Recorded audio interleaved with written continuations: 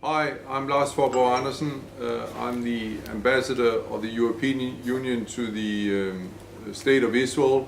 I'm really excited to be able to interact with you, Facebook followers of the EU delegation in Israel, and try to respond to some of the questions that you have been posing. I'll be addressing two of your questions. The first pertains to anti-Semitism in Europe, and the second one to the Israeli-Palestinian issue. On addressing the first issue, I would like to express my condolences to the family of Andersen, who was killed in an atrocious attack outside a synagogue in Copenhagen this weekend, and also extend my condolences to the whole Jewish community in Copenhagen. The events in Paris last month and in Copenhagen this weekend show that we are all threatened by this new wave of violent radicalization, intolerance and anti-Semitism.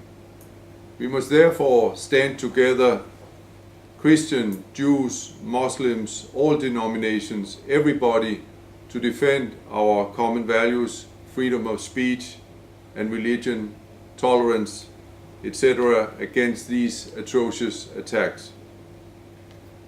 Most of the battle against anti-Semitism is being carried out by the member states of the European Union, and they have stepped up their own internal efforts.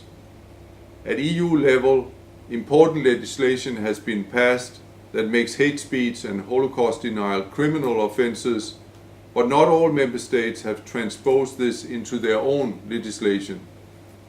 The EU is also cooperating closely with the Yad Vashem, supports many anti-racism programs. We are also stepping up our cooperation with the countries of the Middle Eastern region to curb the threat of terror and radicalization. As regards the Israeli-Palestinian question, I'm sad to say that the situation on the ground in Gaza and the West Bank is getting worse by the day. The reconstruction efforts in Gaza have almost come to a standstill. People are suffering and the level of frustration is mounting. The PA is running out of funds due to the Israeli government's decision to freeze transfer revenues. In other words, there's a serious risk that the whole situation could explode. We need more than ever to revive the peace process between Israel and the Palestinians that have been dormant now for almost a year, in order to stabilize the situation on the ground and provide urgently needed political perspective.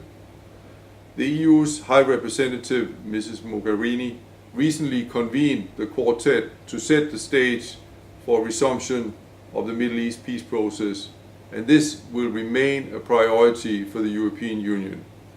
The EU hopes that the new Israeli government that will be formed after the March 17 elections will step up to that challenge.